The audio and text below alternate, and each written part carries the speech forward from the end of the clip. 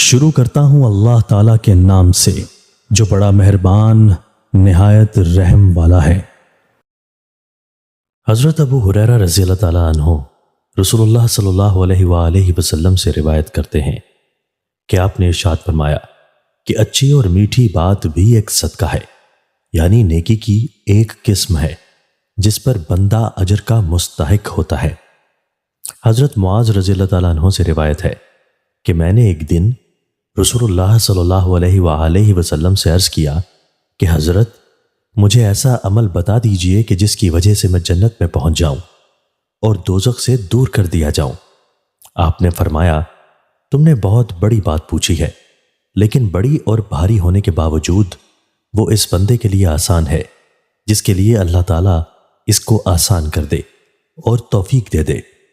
لو سنو، سب سے مقدم بات تو یہ ہے کہ دین کے ان بنیادی مطالبوں کو فکر اور اہتمام سے ادا کرو، اللہ کی عبادت کرو اور اس کے ساتھ کسی کو شریک نہ کرو، اور اچھے طریقے اور دل کی توجہ کے ساتھ نماز ادا کیا کرو اور زکوٰۃ دیا کرو اور رمضان کے روزے رکھا کرو اور بیت اللہ کا حج کرو۔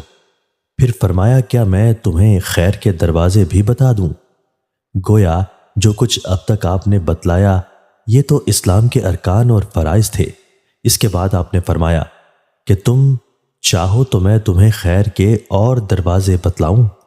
غالباً اس سے آپ کی مراد نفل عبادات تھیں۔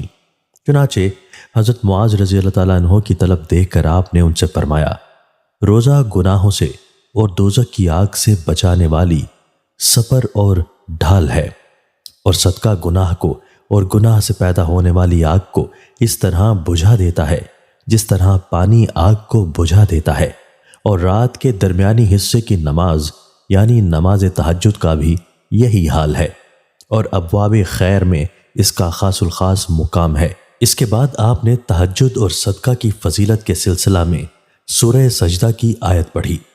پھر آپ نے فرمایا کیا میں تمہیں معاملہ کا یعنی دین کا سر اور اس کا عمود یعنی ستون اور اس کی بلند چوٹی بتا دوں؟ معاذ رضی اللہ تعالیٰ عنہ کہتے ہیں میں نے عرض کیا حضرت ضرور بتا دیں۔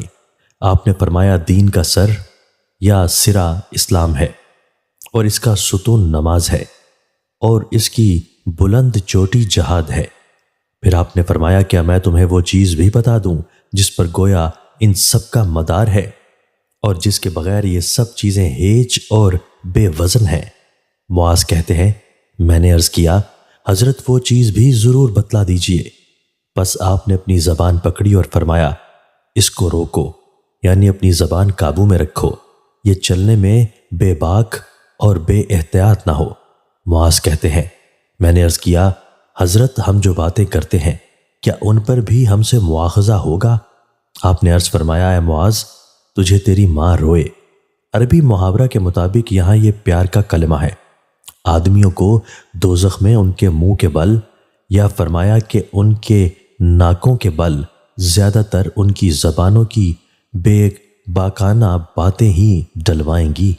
تشریح دنیا میں جھگڑے اور فسادات زیادہ تر زبان کی بے احتیاطیوں اور بے باکیوں ہی سے پیدا ہوتے ہیں، اور جو بڑے بڑے گناہ آدمیوں سے بکثرت سرزد ہوتے ہیں ان کا تعلق بھی بیشتر زبان ہی سے ہوتا ہے۔ اسی لیے رسول اللہ صلی اللہ علیہ وآلہ وسلم اس کی بڑی تاکید فرماتے تھے کہ زبان کو قابو میں رکھا جائے اور ہر قسم کی بری باتوں سے بلکہ بے ضرورت اور بے فائدہ باتیں کرنے سے بھی زبان کو روکا جائے، اور جب بات کرنے کی کوئی خاص ضرورت نہ ہو اور بات سے کسی خیر اور نفع کی امید نہ ہو تو خاموش ہی رہا جائے۔ یہ تعلیم رسول اللہ صلی اللہ علیہ وآلہ وسلم کی ان اہم تعلیمات میں سے ہے جن پر آپ نے نجات کا دار و مدار بتلایا ہے، اور بعض حدیثوں سے معلوم ہوتا ہے کہ نماز، روزہ، حج اور جہاد جیسی عبادات کی نورانیت اور ان کا حسن و قبول بھی زبان کی اسی احتیاط پر موقوف ہے۔ اس بارہ میں رسول اللہ صلی اللہ علیہ وآلہ وسلم کے بعض ارشادات کتاب الرقان میں گزر چکے ہیں، چند حدیثیں یہاں اور درج کی جاتی ہیں۔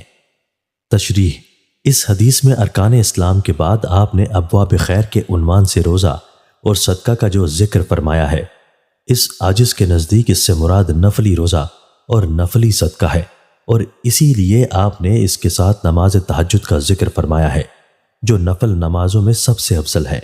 پھر آپ نے اسلام کو راس الامر یعنی دین کا سر بتلایا ہے۔ بظاہر یہاں اسلام سے مراد اسلام قبول کرنا اور اس کو اپنا دین بنانا ہے، اور مطلب یہ ہے کہ اگر کوئی شخص سارے اچھے عمل کرے اور اس کے اخلاق و معاملات بھی اچھے ہوں لیکن وہ اسلام کو اپنا دین نہ بنائے تو اس کی مثال ایک ایسے جسم کی سی ہے جس کے ہاتھ پاؤں وغیرہ سب درست ہوں لیکن سر کٹ گیا ہو۔ پھر نماز کو آپ نے دین کا ستون بتلایا۔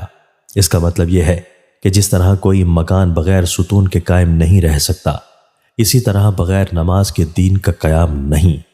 پھر آپ نے جہاد کو دین کی بلند ترین چوٹی فرمایا۔ ظاہر ہے کہ دین کی بلندی اور رفعت جہاد ہی پر موقوف ہے۔